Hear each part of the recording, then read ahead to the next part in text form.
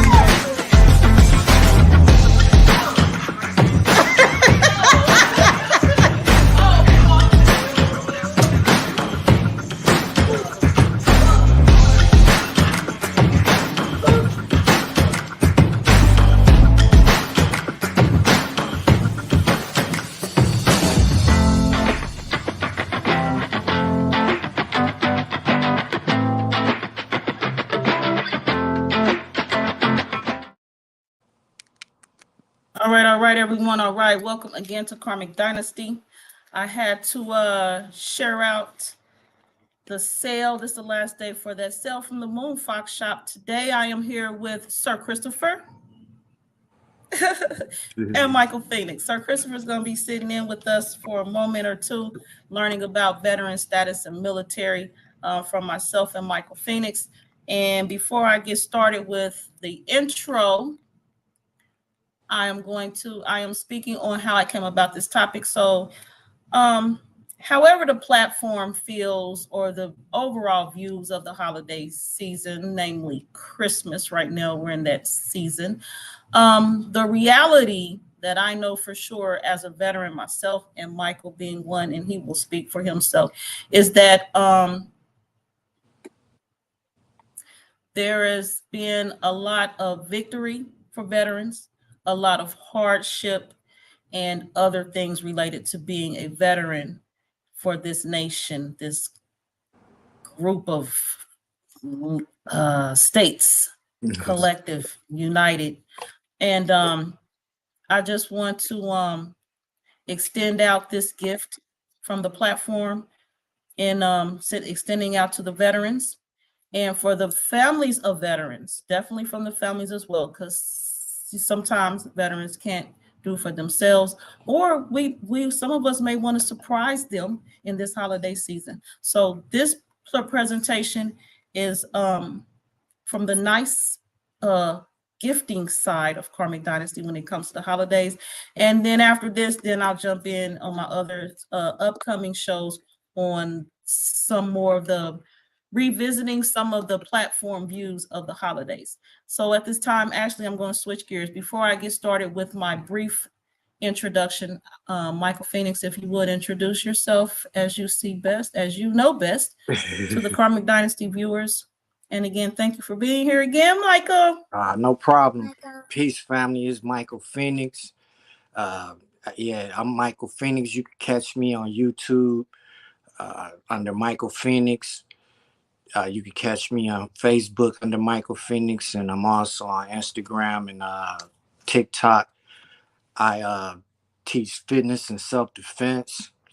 I'm here to help out with the sister, talk about these veterans, about our benefits that we were able to get from the VA. So this is going to be a good one. Y'all just sit back and watch the show. As he says, sit back. It's going to be a good one and watch the show. If he said it, it's happening. Hey, Sir Christopher did a thumbs up. It's a wrap. Kai Creators, we appreciate you being here. This is my BFF. What's Peace Kai? Peace Kai. She says my boyfriend is a veteran and I've never met a veteran before. All right. Well, I'm glad that you have that experience, and with this presentation, you'll learn more. Oh, you mean you never dated a veteran before? Okay. I was about to say you never met. But yeah, maybe she met in person because she knows me. She knows right. But yeah, but we with you, Kai. We with you, Kai. Yeah, we're gonna move forward. All right, so I actually am a subscriber to the Final Call from the Nation of Islam. I get my copy from the FOI out here in the community, and I actually walked into this, probably literally walked into this today. This publication came out on the 19th, a few days ago. And right quick, I'm going to share parts of this article. This is titled Black Veterans Tell Their Stories. And I'm not going to read the whole article, so definitely the lighting is what it is. It's not for you to really, you want to know it, go get your copy of the Final Call. Definitely. So first is a story of James Todd Jr., and this is his 1968 U.S. Army image right here. This one right here. Okay, yep, that one. This one is him. All right, so part of his story, but first let me get an intro paragraph from the newspaper. This is again from the Final Call. I'm leaving this right here while I read. As the likelihood of America entering into another war increases from Eastern Europe to the Middle East and possibly into the Far East, a cross-section of Black veterans recently shared their unique perspectives regarding their times in the military, their struggles upon separation from the armed forces, and the lessons they learned, in many cases overlooked by a society increasingly distracted, dissatisfied, and divided along the lines of creed, class, and color. So Mr. James Todd Jr., now 75, he enlisted in the U.S. Army and served from 68 to 70. He told the Final Call that volunteering was a choice, and a chance to serve elsewhere was better than being drafted without a choice and being sent to Vietnam. Paraphrasing this article, he went to boot camp in Fort Knox, Kentucky. He was in Company A, 1st of the 33rd Armor. He was 18 when he went in, and there he said he made a lot of good friends. Some of the bad things was going out into the field in the cold, drilling, because our responsibility was to protect the Fulda Gap if the Russians should attack and try to invade into West Germany, he explained. Yeah. And so the final statement in his paragraph, in his section, is out of the 9 that left out in April of 68, one of them went to Vietnam. He did interact with a few guys who went to Vietnam, and one came back really whacked out. One of the things we're going to talk about today is about mental health resources for veterans as well, and their family members and loved ones. And he went on to say, I don't know if it was drugs or what, but he really wasn't the same person after coming back from Vietnam. This next person, this next veteran, his picture's not in here. His name is Mr. Quentin Cooley. He is now 75. He was an Army draftee, born and raised in New Orleans. He voluntarily extended his tour by an additional 6 months after a friend was killed in combat. He told the Final Call that he was assigned to MACV headquarters, Military Assistance Command, Vietnam, in 67 as a communication specialist in Saigon. And he likened his in-country experiences to a living hell. He says when he went in, it was crazy. The war wasn't for a Black man. Some brothers stayed in, but for me, it was hell, and I went through hell and needed to get out to reassess myself to see where I was going in life. Mr. Cooley explained, I was young. I did a lot of growing up. I met a lot of brothers from the South who had legitimate issues, and I witnessed a lot. When I went in, Black brothers didn't have a lot to choose from. It was chosen for us. I met a lot of brothers, a lot of combat brothers.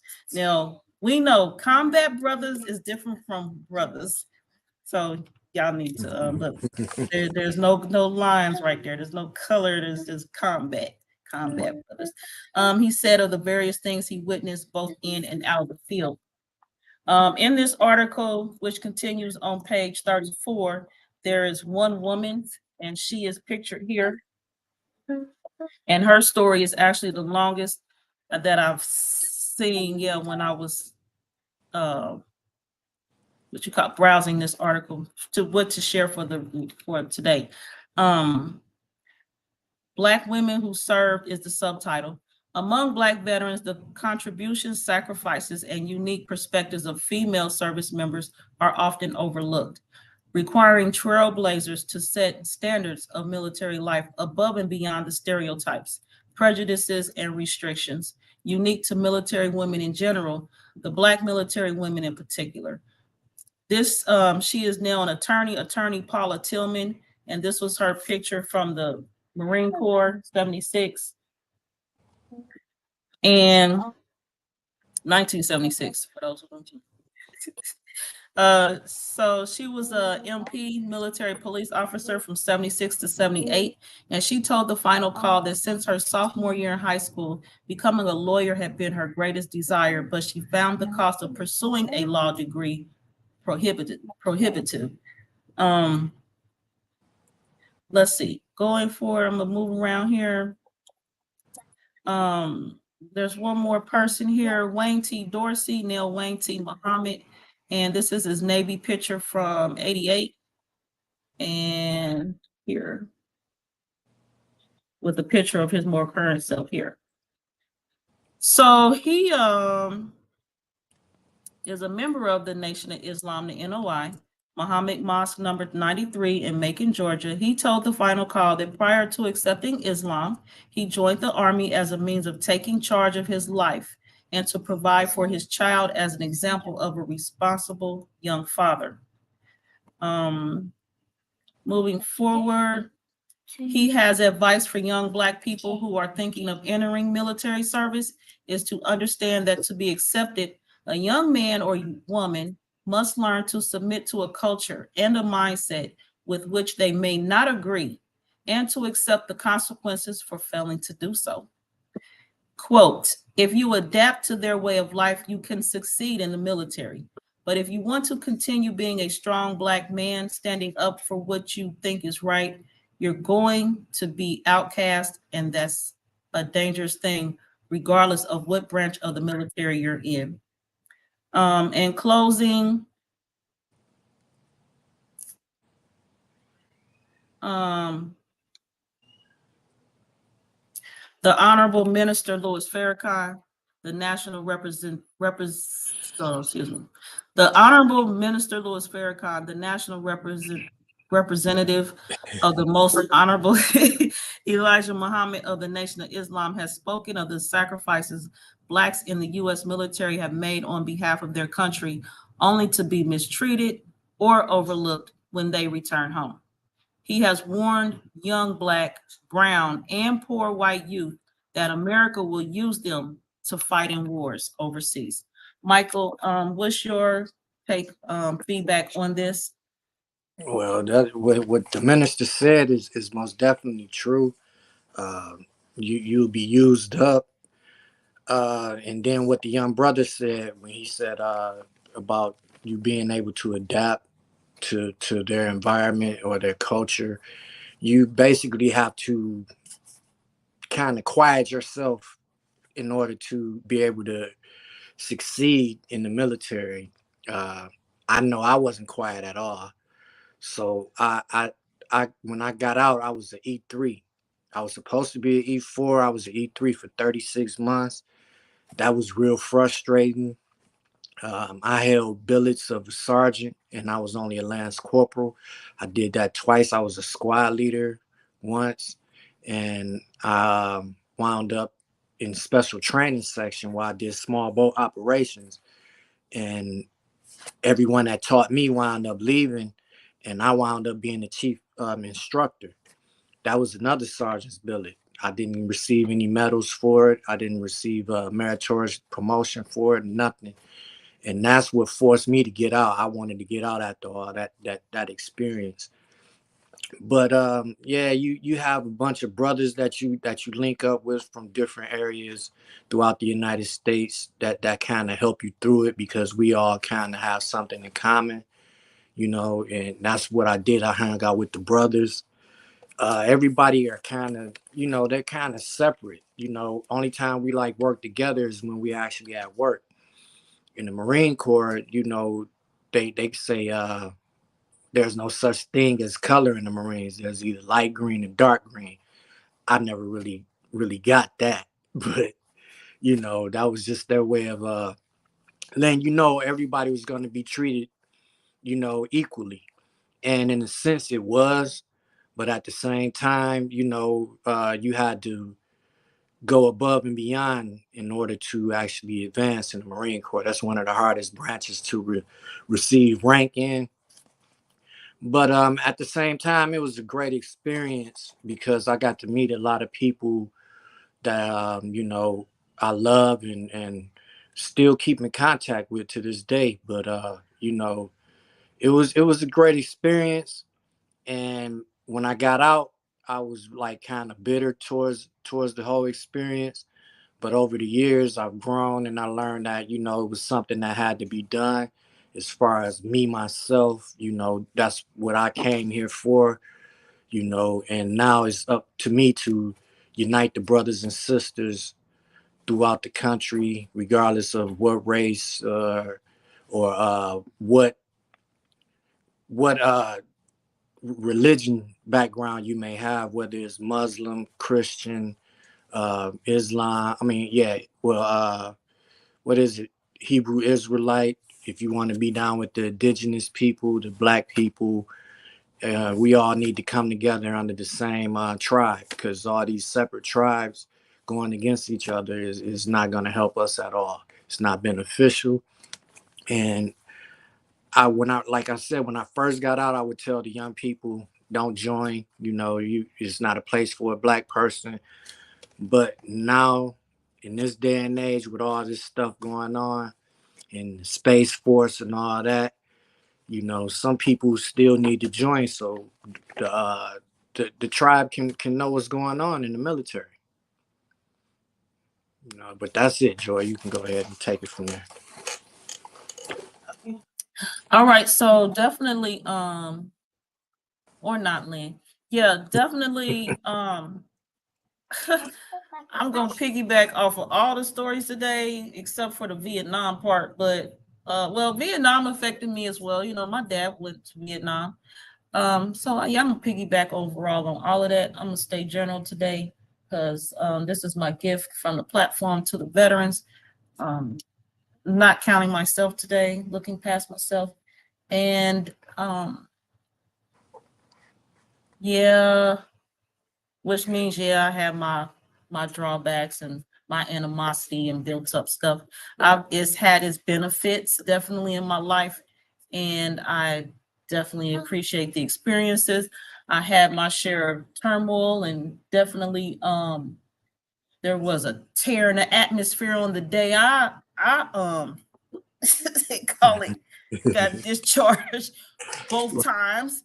I was in the military twice. I went back, tried to give another chance. So I at least say that I went back to give them another chance, and it wasn't working. So yeah, I had to completely just separate, but I gave it a chance. Michael will be speaking on benefits and ways to apply for benefits and other things. I'm going to be here sharing some of the benefits, military discounts for veterans and their families, and definitely some of us need help for the season for our own reasons, maybe to provide for our families when we weren't here, so we feel obligated to give our families what they didn't receive while we were gone as veterans, and or maybe to those who took care of our families for us while we were gone and on duty and other things. There's a lot of reasons why veterans for this time of the year go into different modes. And and some of them it may seem to be like a mode of survival. Expectations from families and relatives during this time of year, there can be a lot of stress for everyone, definitely for the military as well. So some of the things, as far as trees, decorating, we have the Trees for Troops, and that's a program. Definitely Home Depot and Lowe's has trees for sale, and I know from my own experience, Lowe's has the military discount as well. You will sign up online for that discount. Michael's and Joanne Fabrics and Kirkland's. But there's the Decorated Family Program. Y'all could check that out. How to get a tree, etc. All that information is online as well. And we're going to keep this brief because we don't mean to be here and take up all y'all space and time. But Christmas Decor is in charge of that decorated tree program. And Kohl's also has military discounts as well. And of course, y'all know who is that IHOP in them, Michael? Was it who is them people that be having Denny's, the free meals for veterans and all that good stuff, which is definitely a major discount that most people know about. Would you like to go on and talk about some other the benefits and programs for veterans for this season as well? Sure, Joy. I'll go ahead and include them in on some things, and then we'll discuss how to actually apply for them. I'll pretty much walk you through the steps that I took and the route that I went to be more beneficial for you. But we're going to go over the veterans benefits. And the main one that everyone wants to get into is the disability. But the veterans benefits, they provide payments for veterans depending on a number of factors. It's under the ratings and other special circumstances. The ratings are determined on the severity of your disability, supported by the evidence that you submit or contain in your medical records, including VA medical examinations. In some cases, disability compensation helps make up for the veteran's economic loss resulting from service-related injuries and illnesses. The disability ratings are made up in increments of 10%, ranging from 0% to 100%. And that's just how they would pay you based on your injury.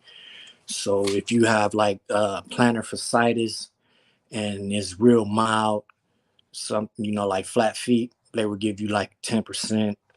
But for an example of how your payments would look, an example of 30%, if you're single, the price that they would, or the money that they would give you, the benefits would be $400.93 for a single person at 30%.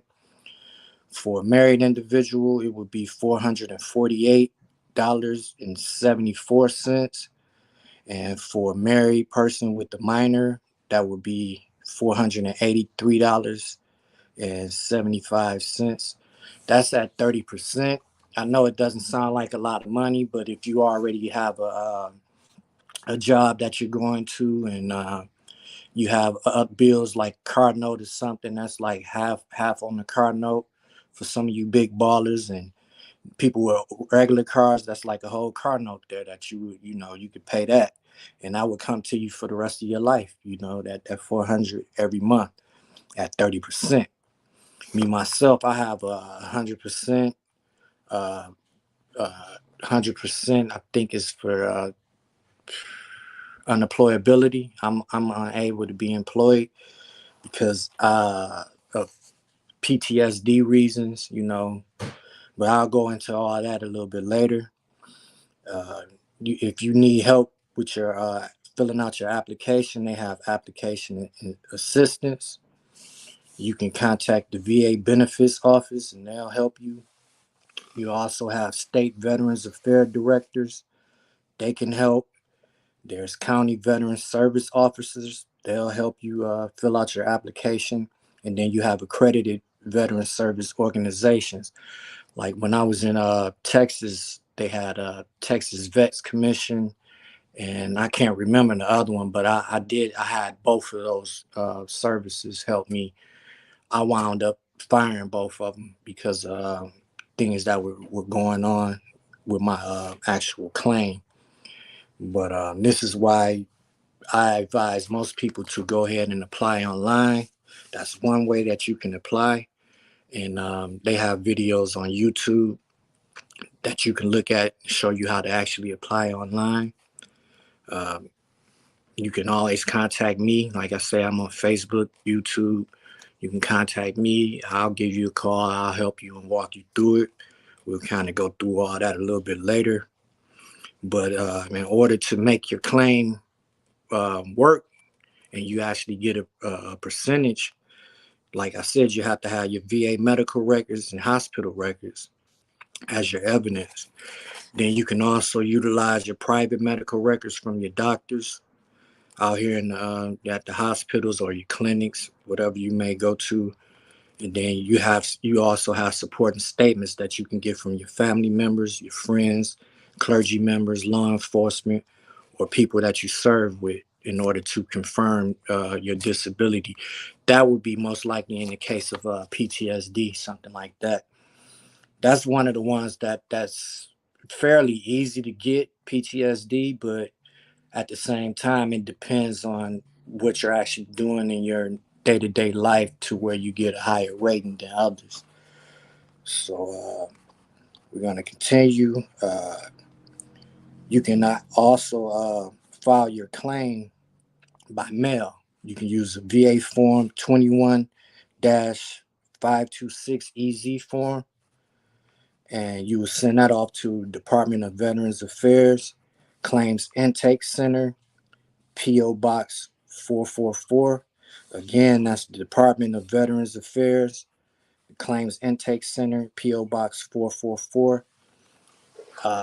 It normally takes about, well, I forgot to give you the actual city. It's Janesville, Wisconsin, 53547. Again, that's Janesville, Wisconsin, 53547. It normally takes about 114 days for you to actually get your claim finished from beginning to end. Sometimes it takes longer. If you actually go through the assistance, it might take even longer, because when you get the assistance, they file the claim, the VA gets the claim, and it might sit on their desk for anywhere from 30 to 60 days before they even see it. But when you go online and you file the claim, the VA gets that immediately. So that's why I say it's best to always go online and file your claim. Now we're going to go to burials and memorials. This is something that every veteran is going to have to deal with, from sooner or later.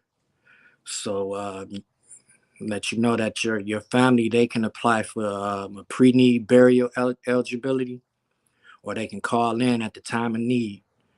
But you'll need just your DD 214 for this. And the pre-need burial is just, taking care of the business before it actually happened. You already have it ready. When the person passed, it'll be available for them. They can make arrangements with the funeral home, the National Cemetery Scheduling Office, or directly with the VA National Cemetery.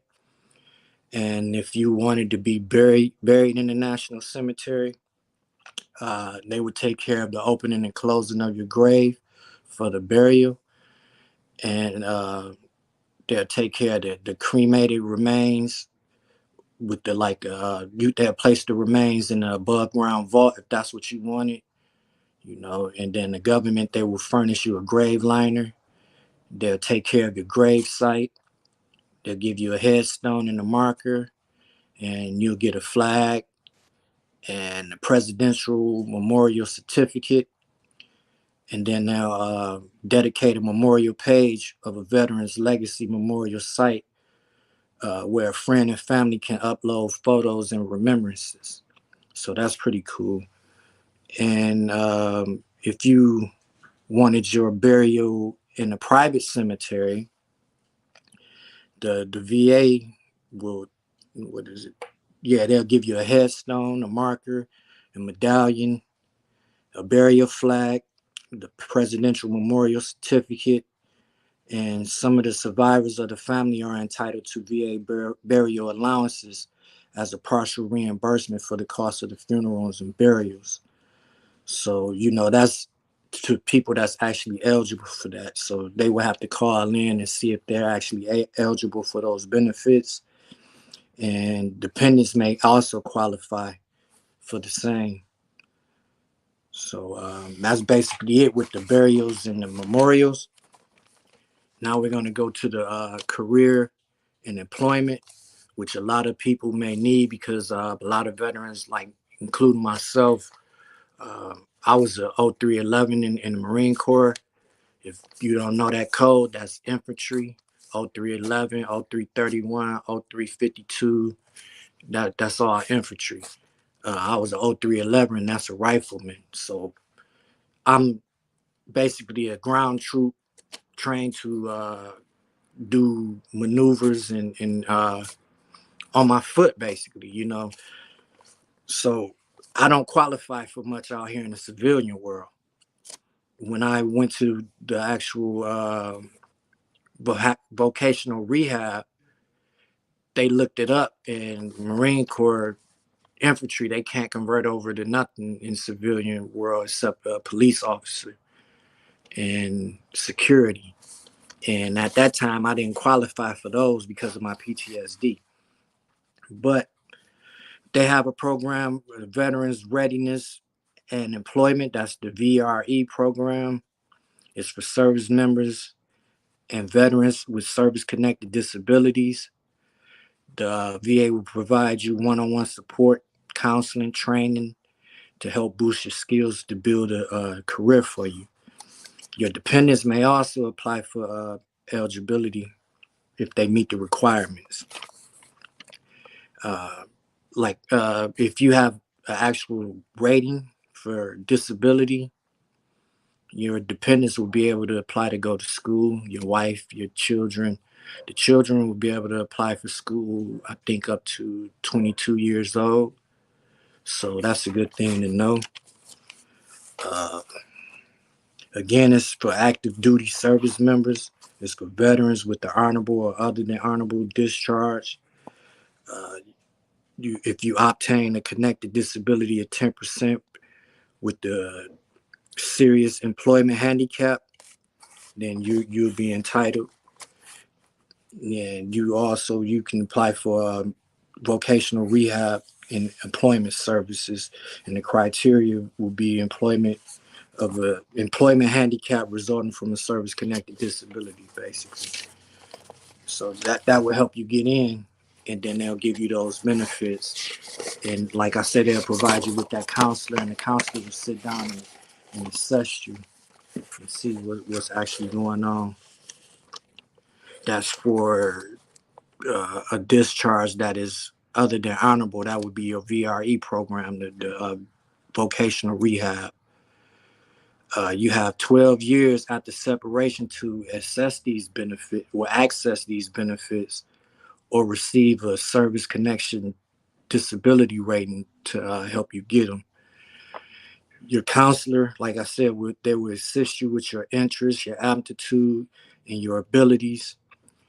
Whether your service-connected disability impairs you to find a job, like say if me being infantry, I only qualify to be security or police when I get out, and I'm missing a couple toes, that would be an impairment for me to actually be able to get a job. So that I will have to have other training to where I'll be able to receive, employment somewhere.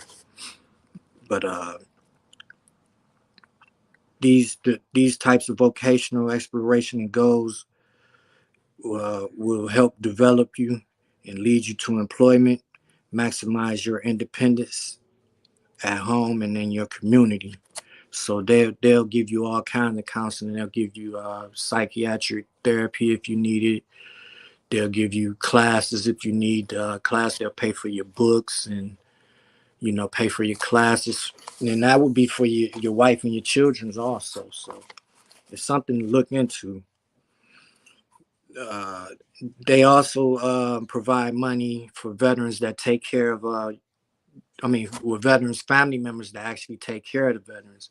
You might have a veteran with 100% disabled and they might not be able to take care of themselves. They have funds that they can give you. I can't remember the actual name of the program right now. I think it's a caregivers program. I can't think of the actual name, but they'll provide you with actual money to pay these people. It could be someone down the street from you. You can pay them to come over and assist you for 8 hours a day, and they'll pay. And they pay pretty decent money for that. I think it's like pretty decent, like almost I think $40,000 a year or something like that. So that's a lot of money for someone to come and take care of you. Uh, your dependents, they're eligible for education assistance programs. Like I said, they receive assistance from the Veterans Readiness and Employment Program. It helps them with career choices to understand the best career option based on their interests and capabilities. They also give them benefit coaching to point out the resources and to help them achieve education and career goals. And then they give them personalized support for academic adjustment counseling and help remove some barriers that may be, keeping them from actually getting a good grade in class. So there's plenty of benefits that's provided as far as the VA. You also have health care. Just by you being a veteran, you can go to a VA facility in your city, especially if you're in a big city, because most big cities usually have a VA hospital or some type of way for these veterans to actually get medical care. If you're in a small town in the VA, they will send you to an actual doctor's office and that's accredited through the VA. So they have doctors everywhere that will actually be able to take care of you. They actually give assistance for veterans with home loans. As you all should know, when you get out, you're entitled to a home loan. And what you do is you would call the VA office and you ask them for a home loan voucher, and they will put your name down. I think they run your credit and everything. They check your credit and to see if you qualify, and then they'll give you that voucher for up to however the amount is. I think it's up to like 400,000 now, but they'll give you that voucher for you to go find you a house. They also have the Veterans Affairs Supportive Housing Program for veterans that are homeless. They will help you actually with rental assistance, and they'll help your families with case management, clinical services through the VA Medical Center. So you have to get in touch with them if you're homeless, and that would be under VASH. They help you pretty quick. They'll get you a voucher. You would take that voucher over to housing or you section 8 within your city, and you just give them that voucher and they'll take care of you. And it'll be up to you to actually find an actual apartment to live in, and they'll get you in that apartment. They'll pay for your first month's rent, security deposit, and you will have like a discount on your rent. So if you're paying like $800 a month, they will actually pay like I think half of that. So you will only have to pay like 400. But that's pretty much it with those benefits. So now I'm going to go through like the application process and how to apply. Show you or tell you exactly what I did and how I did it. So this will help you basically uh, achieve getting your claim done with the swiftness instead of being prolonged. Because I've been through it all. I I initially I went down to the Veteran Services. I think I had Texas Vet Commission. They did the application for me, and they told me that they would send off for my employment information for all the jobs that I had over the years, over the last 5 years. And that was it. So I went home and I waited and I waited, and months went by, and they sent me a letter stating that they still didn't have some of my information that I needed, uh, and I would have to get that information myself. And I didn't know that I had to get that information myself because I submitted that form, one of those VA forms for them to actually get the information. They couldn't get it, so I had to track down everything. And this had been like a year or so later. So I was mad. I was upset. I was out of work. I had been bouncing back and forth, trying to find a place to stay and things like that. So it was like real stressful. So I wound up firing Veterans Texas Veterans Commission, and I redid my claim because I think they denied me. They just went ahead and denied me my disability. So I had to redo my claim over, and that was stressful. So I did it online. I went to va.gov, and I started an account. They'll give you a username and a password. What you would do is you would go in there and you try to start your claim up. And once you open it up, they'll ask you, because there's several steps that you might have to take, and they will ask you which user do you want to use to actually get in, and they will have all these different ones like I can't think of the names of them right now, but there's different names of these actual tabs that you can actually use, and some are more beneficial with all of the veterans websites than others.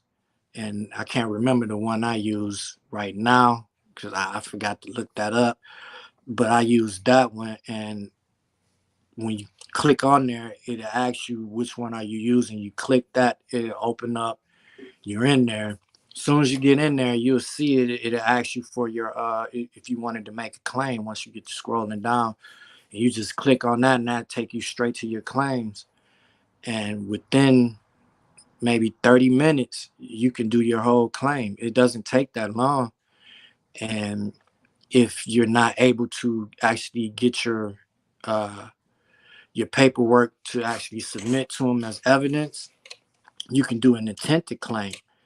And once you do your intended claim, that will notify the VA, letting them know that you're actually trying to put that claim in on this date. So they'll give you a whole year to actually get all your records together and submit that claim. But once you submit that claim, they'll backdate it to the day that you put that intended claim in. So that's beneficial because that's all your money right there, for those months that you had the intention to actually put that claim in. So you make sure if you don't have your information, you can always put the intent to claim in. But what I do is I just do my claim, submit it that day, because if you don't have evidence and you can't get evidence, the VA, they will actually make an examination for you. With PTSD, nowadays they call you over the phone and you can do it over the phone, do like a video chat, I'm thinking.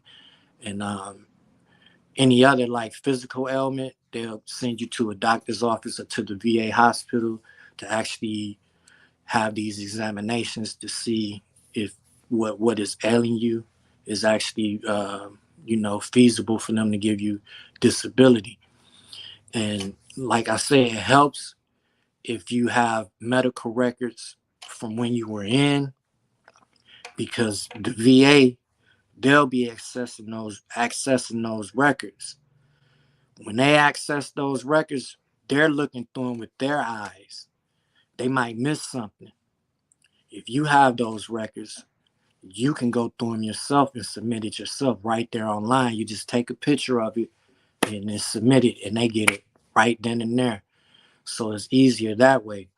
If you already have records from a doctor outside, a private physician, you get those records from them and you submit them straight to the VA. So it's beneficial for you to have your own records, because that speeds up the process. And it's it's a long process sometimes.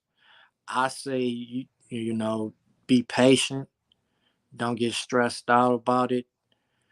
When it comes to PTSD, you will want to actually be going to see a counselor somewhere, either through the VA or your own counselor.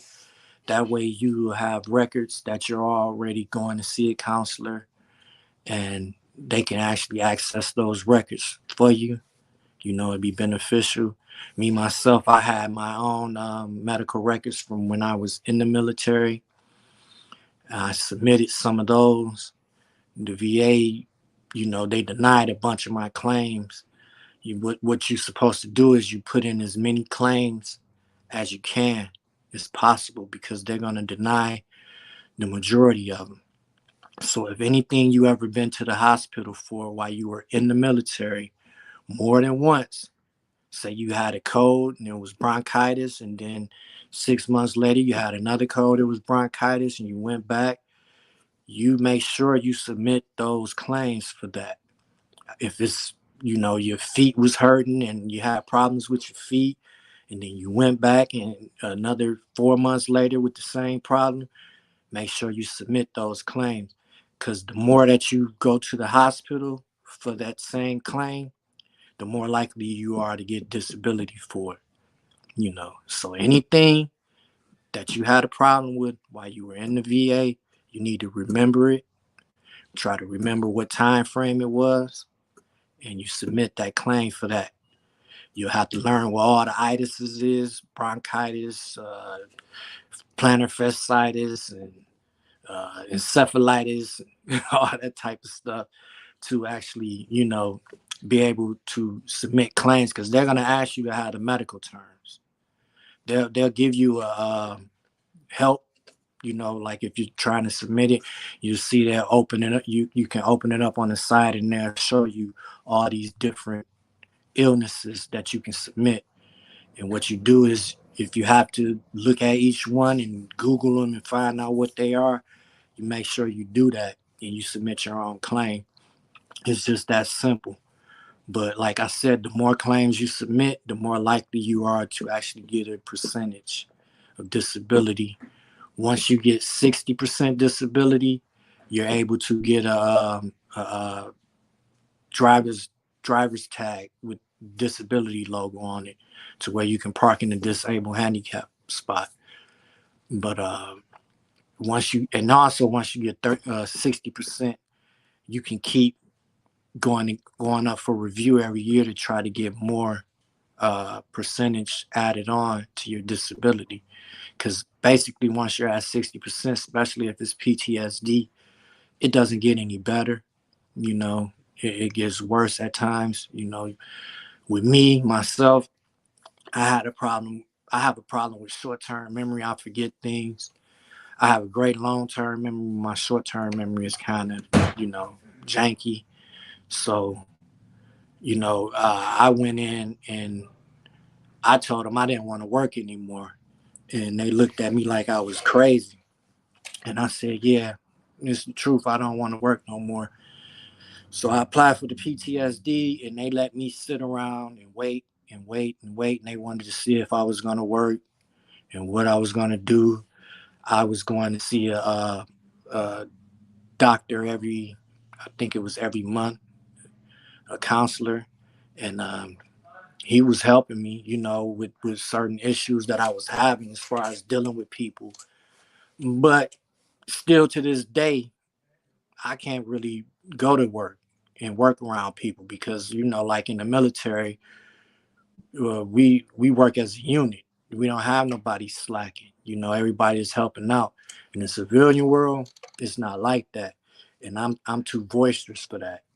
And if a supervisor's having a problem with me and they don't know how to address that problem, I give them a bigger problem. So, this is the reason why I can't work, because I'm too boisterous. And for all you people that may be in the conscious community, that's thinking about getting disability, and you might not, want a handout from the government. You want to detach from the government and all this and that. These are your benefits. That's what the VA is for. The VA is there to supposedly help these veterans. This is you against the whatever branch you were in. It's like a lawsuit, and in a lawsuit, you have to be up on your game. It takes you to be conscious to actually get at the VA and actually get this done. So don't worry about all that other stuff. Just try to get your claim started and stay on it. The best way to find out where they're at, once you get that login information and everything, you can always log in, and then it'll show you what process they're in right now with your actual claim. Or you can call the 1-800, I think it's 1-888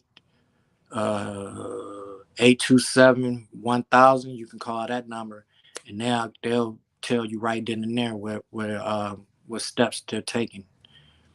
So, just go ahead and submit that paperwork. If you need it, it's very helpful. If you have any ailments that's still bothering you, make sure you get those medical records and you submit those also. But I'm gonna let Joy go ahead. I know we're getting crunched for time, so I'll let Joy go ahead and speak some more.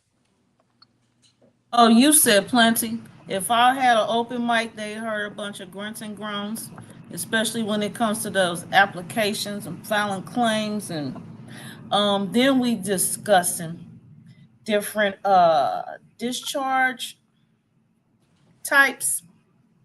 Right. Those things to affect your claims and your applications and your processing time.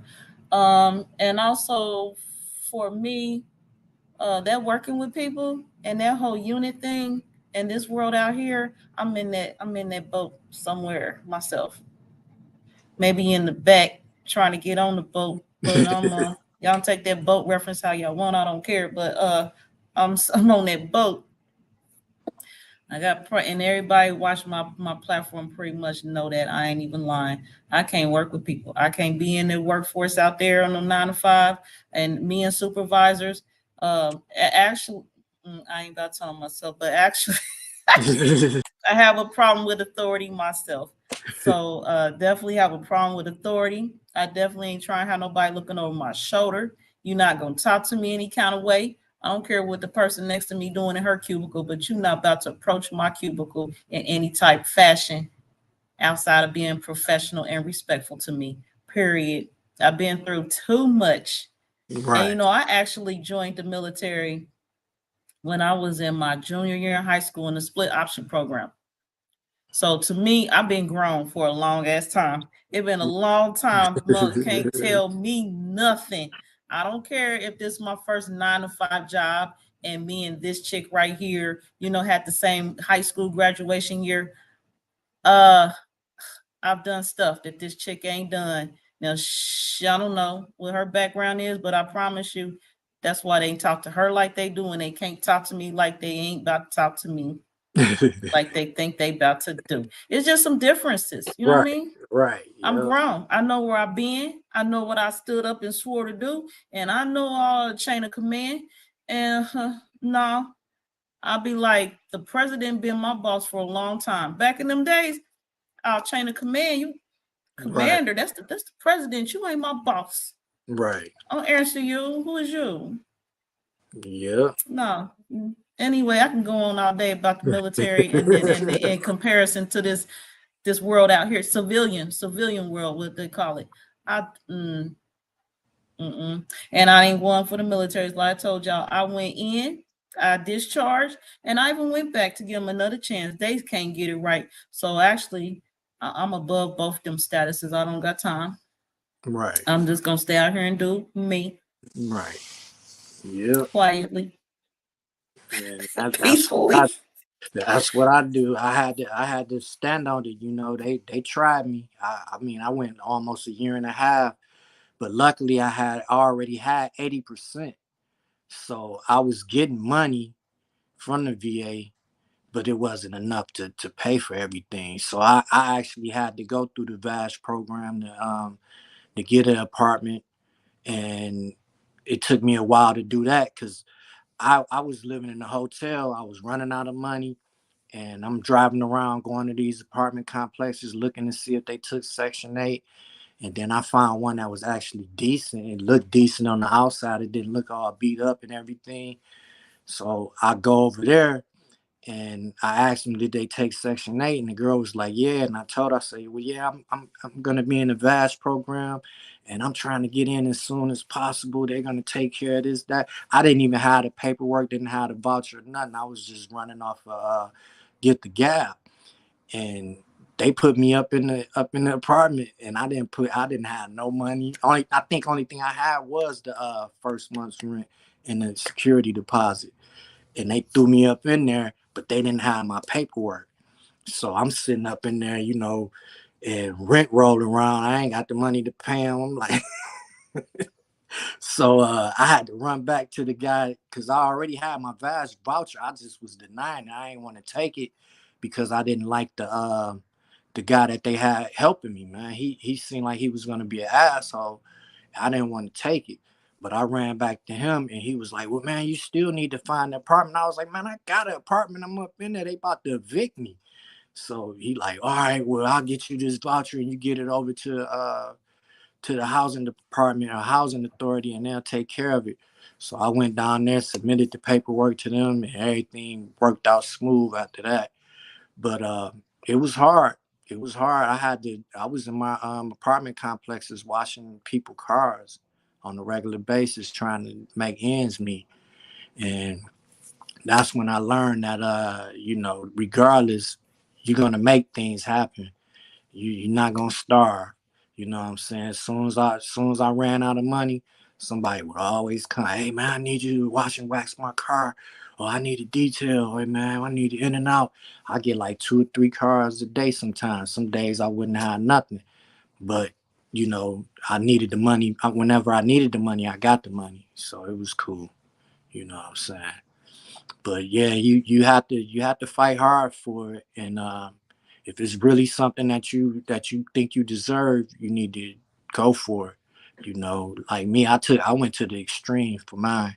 And most people aren't willing to go to that extreme to just quit all their jobs. But I was tired of working. I had over 30 jobs and it was 20 years I had been out. I had over 30 jobs and 2 of the jobs I held down for like 6 years at the same time. You know what I'm saying? I was a dishwasher for 6 years and then I did EMS for 6 years.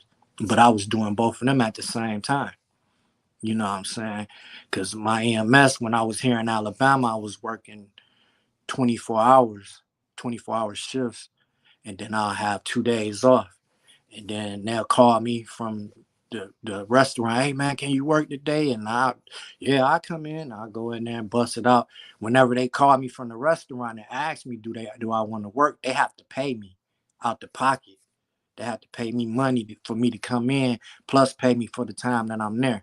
So I was like, hell yeah, I come in. You know what I'm saying? So that was pretty cool. But then I moved to Texas and I quit that job and I started working at Caterpillar, and that was a machining job. I didn't know anything about machining. I did that shit for like 2 years. And then I got tired of that and I quit and I went and reapplied for my license to do basic EMT. And Texas gave me my license. And I jumped back on the ambulance and I did that for about 6 months, 6 or 7 months. And that's when I went to the VA. I was like, hey, man, I can't do this no more. I'm working 48-hour shifts. My partner won't let me get no damn sleep. I'm driving late night and I'm not about to have an accident. So, hey, it worked. That's all I can say. It worked. I just had to tough it out. Yeah.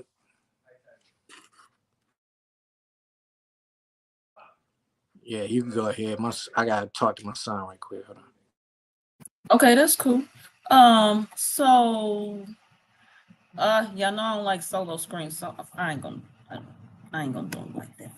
All right, so I'll sit solo. Actually, I don't gotta sit so. Let me watch this. Let me watch. Oh, he's back. He's here. Yeah. I'm about to switch it up for y'all. Y'all gonna have y'all look at this screen till he got back. Nah, just play. Yeah, that's that number there. You once you submit your claim, you can call that number, and they'll just patch you right over to I guess a operator, and that operator here go ahead and tell you what status your claim is in. And it doesn't take long. You're only on the phone for like maybe 5 minutes at the most, waiting for an operator to get to you. So that's pretty good. Yeah. But yeah, Well, go ahead. You go ahead. I'm about to be a lot of facetious. Go ahead. But yeah, it takes, like I said, if you put that claim in through those services, it may take a year for your claim to actually go through. Those services, they're not doing anything but collect the money from the federal government. You have to do all the legwork, and if you have to do all the legwork, I say you do it yourself, and that way you'll know how the process goes, just in case you have to apply again. Because it's a waste of time. You go up there and you sit there in that office for 5-6 hours waiting to be seen, for these people to do nothing for you. You know, they're doing nothing but submit. They're filling out the paperwork for you, and that's all they do. And then they submit it for you, and then they throw their hands up at it, and they get paid for that.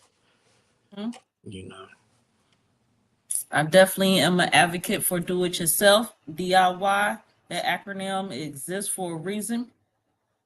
I just talked to somebody yesterday, yeah, about doing things for themselves. Because really, like, and I've expressed it on the platform before, like Michael said, the only thing you're doing outside of doing it yourself is filling in the blanks.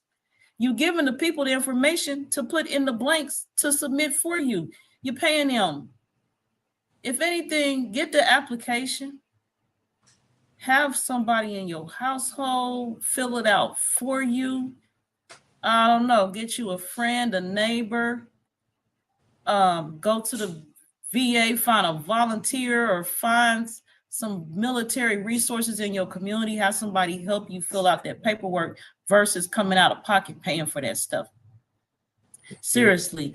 And a lot of people be like, I don't want to mess up. I don't want to, you cannot mess up. If there's a mess up, they're going to clear it up with you on the phone in a meeting. Don't worry about it. Just fill out the form, sign it, and let's go. Yep. That's the best way to do it. But with the VA actually pays these organizations to do this stuff for you. And like I said, they're not doing anything. They're just filling out whatever you tell them. Whatever you tell them, they put it on the paper, and they put it in for to be viewed by the claim officers. And it doesn't make sense. So you should just do it yourself. Yeah. All right, so I have not much more to say other than it's about Christmas time, and where's that restaurant? Denny's. All right, all y'all veterans, meeting at Denny's. You will not see me there. That's the one place you will not see me. Right. Definitely not on them Veterans Days at those restaurants, because those lines go out the door. And why is always gotta be dine-in? No, if y'all find out a spot they got carry out or delivery, you let me know. But dining in with I've seen enough of y'all in the mess hall. I'm good. nah, see me myself, like on Veterans Day, every place is dying in. I go up there, I be like, hey, I'm on my lunch break.